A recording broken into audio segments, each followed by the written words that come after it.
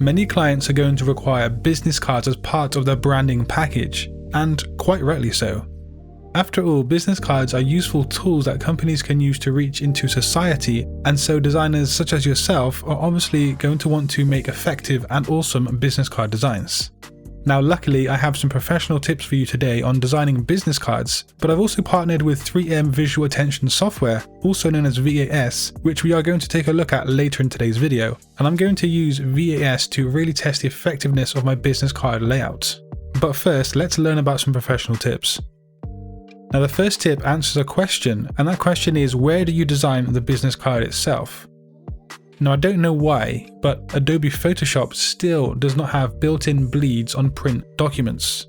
When designing something for print, you must have bleeds on that print document. This is essential. And this is because it allows for an effective cut to be made, and all of your design elements will remain neatly up from the print edge. So if you are going to use Adobe software, I suggest setting up your business card with either Illustrator or InDesign, because both programs do have bleed settings when you set up a document, and they also have printing crop and cut marks on the final PDF too. Your choice of font is more important than ever when concerning business cards, and that's because these designs are so small. How small or big we're going to look at later, but considering they are relatively small, you need to make sure the text is legible. A business card is supposed to inform the viewer of contact details and other such information, so the font you choose must easily be read at a small size. So the tip here is, do not go for decorative or fancy kind of fonts. Go with something very standard and clean and something easy to read.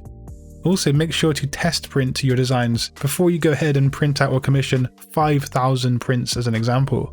That could easily cost a lot of money and induce many headaches. The next tip relates to negative space. Yeah, you've heard me and many people say before that negative space is crucial. But in business card design, the negative space has a hidden reason as to why it is needed. Yes, the obvious reason is that negative space allows the design to breathe, and so the contact information is easily accessed and seen. However, when business cards are handed out in the real world, people often like to write down little messages or reminders on the business card. And this could be like a phone number or something like that, or a date. And so leaving negative space for that reason is also a great idea. Do not assume you need to fill every nook and cranny of your business card with design content. So how big or how small should your business cards be? There are standard sizes relative to which country you live in. Now as example, in the US, that is 3.5 by 2 inches, and that is considered the norm. Or here in the UK, it is 88 by 55 millimeters. Now you can do some research online about where you live and what sizes are common, or you can just even check what you have in your wallet and see what sizes they are. But whatever size you go for, make sure you do take into consideration the bleeds that we spoke about earlier, and also a margin. I would suggest keeping all text content at least half an inch from the print edge. People sometimes forget the main purpose of a business card.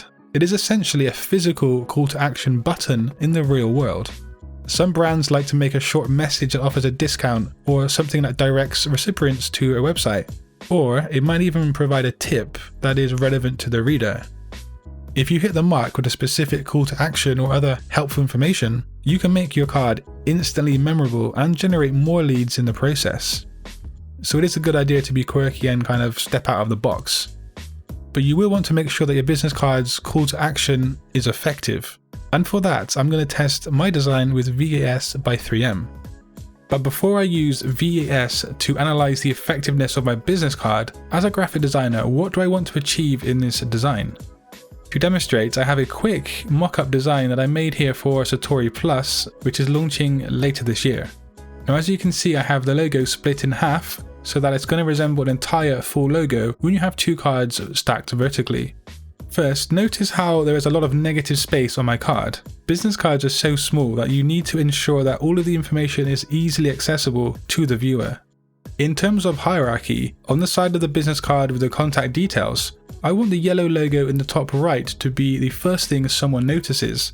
That's going to be my hook. And then I want their eyes to travel down towards the name, and then finishing on the call to action, which is my email and website and so forth. And so to test that, let's run the gaze sequence with VAS and see if that path is in fact achieved. And so you can see after I've run the gaze sequence, I more or less do have that desired path starting in the top right with the logo and then finishing down in the contact details or the call to action. However, the fourth step is a little bit off to the left, so I could maybe tweak things a tiny bit, but I don't think it's that important. If, say for example, my logo was white or kind of a bit transparent, it wouldn't be the starting point I was looking for. And these high scores do suggest that my points of interest will be easily accessible and noticed by the viewer. And that's essentially in part due to the contrast of color that I've been using, but also the fact that everything else is basically negative space. Also with VAS, it is possible to highlight separate areas of interest. So for example, the main focal point in the top right, then my name, title, and also the call to action details. Running VAS the second time, it seems that my final call to action has a lower score than the rest of the design. To improve this score, I could display the contact details in yellow, or maybe even use a bolder font, or maybe even place it over a color square. However, this might interfere with that gaze sequence from going from 1, 2, 3 to 4. So you do want to think about what you want to achieve with the gaze sequence and also the points of interest scoring. Every effective business card has a theme throughout the entire design. Often this theme is going to relate back to the brand identity in terms of the color scheme, or it might be the shapes that are used or things like the typeface selection. Every decision should relate back to the brand of the client as to keep with their solid theme. Often designers will contrast the front of the card to the back as a means of creating some kind of style within that theme. So maybe one side could have a black background with a white logo and text, and yet the flip side will have a white background with black text and assets. I feel like this is a pretty easy way to create a decent design while keeping in with the theme. So when's the last time you designed a business card, and do you think these tips are helpful?